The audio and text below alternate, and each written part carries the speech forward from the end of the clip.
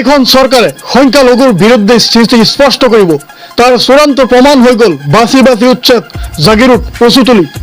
অসাংবিধানিকভাৱে উচ্ছেদ হৈছে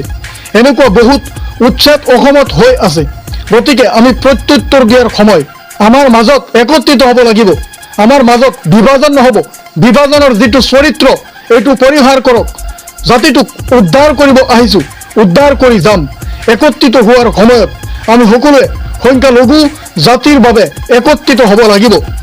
আমচুৰ সাধাৰণ সম্পাদক মিন্নাতুল ইছলাম ডাঙৰীয়াই আমচু মৰিগাঁও জিলা সমিতি গঠন হোৱাত আহ্বান জনাইছে আমচুৰ প্ৰত্যেকজন বিষয়ববীয়াক আৰু লগতে ৰাইজক আপোনালোকে চাই আছে ভিডিঅ' আমাৰ হাতত আছে প্ৰমাণ মিন্নাতুল ইছলাম ডাঙৰীয়াই কি কৈছে এবাৰ শুনক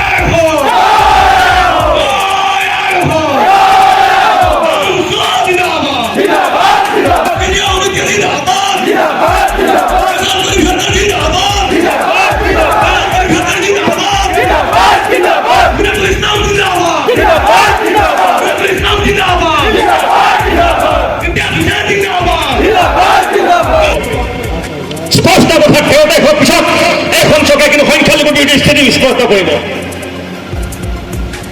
আমি ফটো থকা দৰকাৰ তাৰ চূড়ান্ত প্ৰমাণ হৈ গ'ল কচুতলিত প্ৰমাণ হৈ গ'ল জাগিৰোডত প্ৰমাণ হৈ গ'ল জাগিৰোডৰ যিটো উচ্ছেদ ই প্ৰথম অসাংবিধানিক বাছি বাছি উচ্ছেদ কৰিছে এনেকুৱা বহুত উচ্ছেদ হৈ যায় ভ্ৰমণ হৈ আছে গতিকে আমি এই প্ৰত্যুত্তৰ দিয়া সময়ত আমি একত্ৰিত হৈ আমাৰ মাজত বিভাজন নহ'ব